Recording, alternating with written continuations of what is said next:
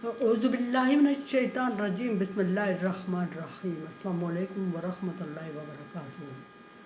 सूरह मोमिनून है मेरे सामने और सूरह मोमिनून की आयत नंबर 118 है, पारा नंबर 18 है और रुकू नंबर 6।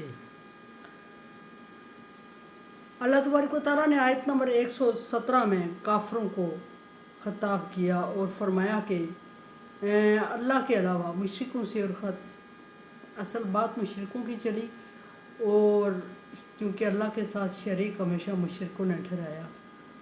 साथ अल्लाह तबारक व तआला ने आयत के आखिर में काफरों को भी तंबीह फरमा दी। फरमाया कि जो शख्स अल्लाह के अलावा किसी दूसरे को महबूद मानता है और उसके पास दलील भी मौजूद नहीं है तो उसका हिसाब अल्लाह तबारक व तआला पर लाजम है, यानी अल्लाह तबारक व तआला उससे ज़रूर हिसाब लेंगे।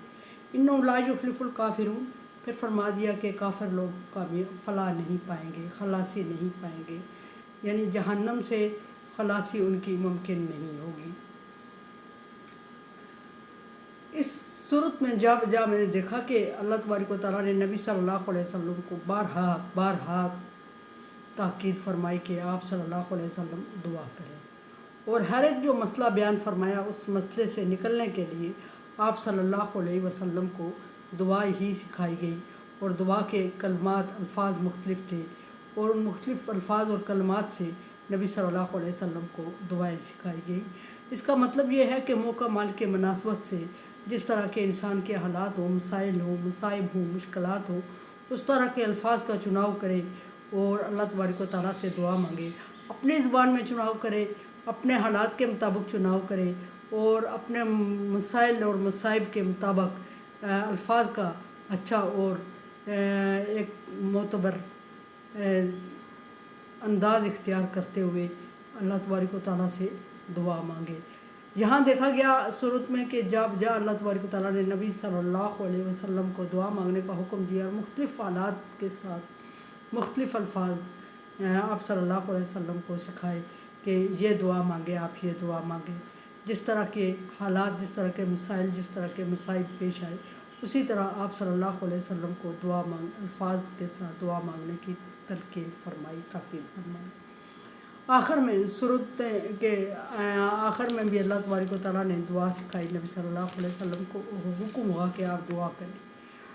अब हुक्म हुआ कुल, ए नबी सल्लल्लाहु अलैहि वसल्लम आप दुआ करें। आप सल्लल्लाहु अलैहि वसल्लम क्या दुआ करें? रब्बिग़फिर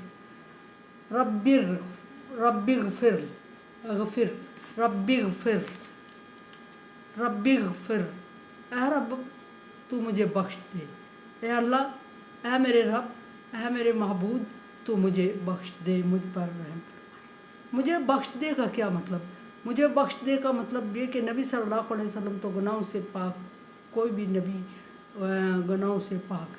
मखलूक में से अगर गुनाहों से पाक है कोई तो नबी, हर नबी और उसके बाद फरिश्ते, उसके अलावा इंसान और जिन, कोई इंसान कोई जिन गुनाहों से मुबर्रा नहीं है, खा वो वली हो, शहीद हो।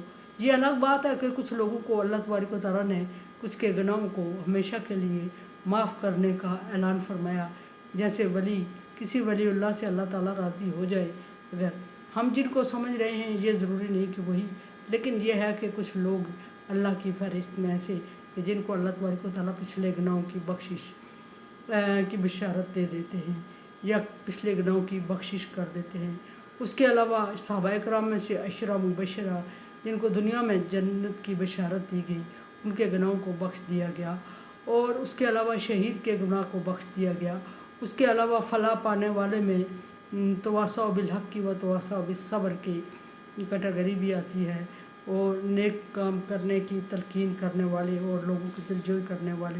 लेकिन कबीरा गुनाहों की जहाँ फहरिस्त आती है उनमें इनमें से कुछ लोगों को हिसाब ज़रूर देना पड़ता है, और वो गुनाह भी हिसाब देना पड़ता है जिनका ताल्लुक़ हुकूकुल इबाद से हो।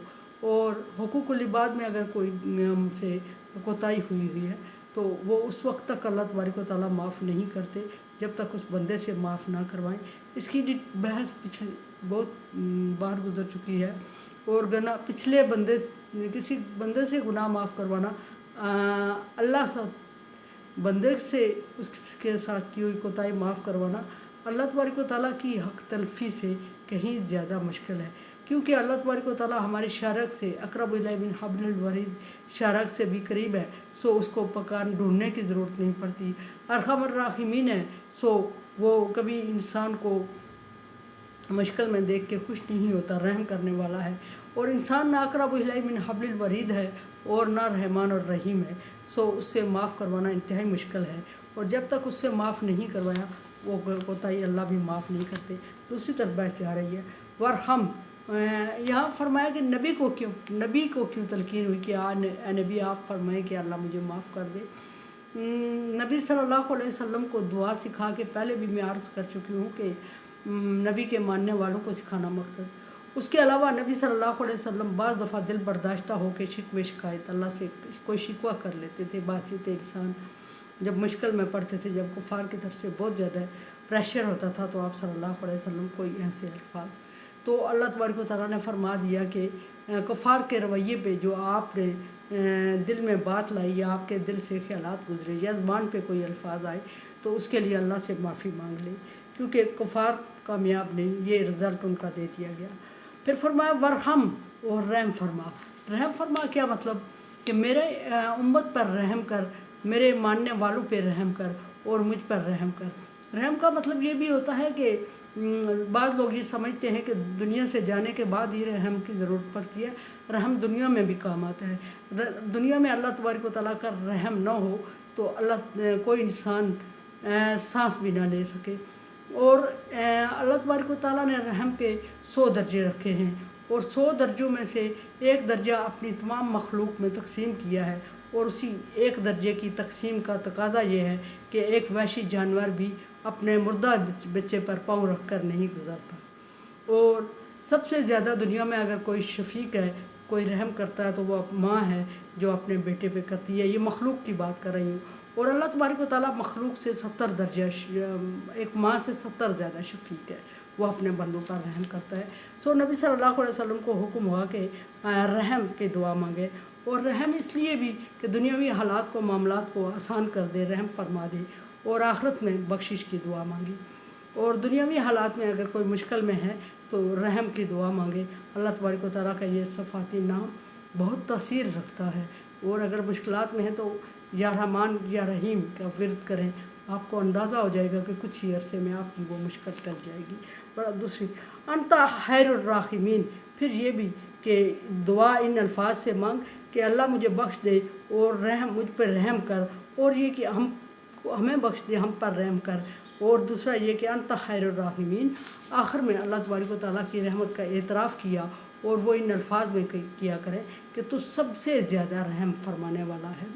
जिस तरह हर चीज़ का अतम दर्जा अल्लाह तबारक व तआला के पास ही है, इल्म हो, ज़ुल्म हो, कोई दूसरी कोई ऐसी मतलब है किसी भी चीज़ का, इसी तरह रहम का भी अतम दर्जा जो मुकम्मल दर्जा है वो अल्लाह तबारक व तआला के पास है। फरमा दिया कि तू कहा कर कि तू सबसे बड़ा रहम करने वाला है। सो अल्लाह के अलावा ना कोई बहुत ज़्यादा किसी को मुश्किल में डाल सके, और ना कोई ज़िंदगी और मौत दे सके, ना रिज़्क़ छीन सके, ना इज़्ज़त छीन सके, और ना कोई अल्लाह से ज़्यादा रहम करने वाला है, और ना कोई अल्लाह के अलावा मुश्किलात में डालने वाला। अगर कोई छोटा मोटा काम कोई करता भी है तो वो उस तक महदूद होता है वक्त तक। और दूसरा ये कि दूसरे को तकलीफ़ देने वाले को खुद ज़्यादा तकलीफ़ से गुजरना पड़ता है। आज सूरह नूर, अल्लाह तबारक व तआला का लाख लाख शुक्र है कि सूरह नूर हमारी मुकम्मल हुई, और सूरह नूर मुकम्मल हुई और पारा नंबर 18 इख्तिताम को पहुँचने वाला है। लेकिन इसमें अभी आगे जो कल हम शुरू करेंगे, सूरह मोमिनून ख़त्म हुई और कल इंशाअल्लाह सूरह नूर शुरू करेंगे। और सूरह नूर में मशरती अहकामात कुछ ज़्यादा ज़िक्र हैं। और अल्लाह तबारक व तआला सही समझने, सही पढ़ने और अमल करने की तौफीक अता फरमाए। माज़रत इस चीज़ की कि सूरह मोमिनून की जगह मैंने लफ्ज़ सूरह मोमिनून नूर बोल दिया। अल्लाह हाफ़िज़।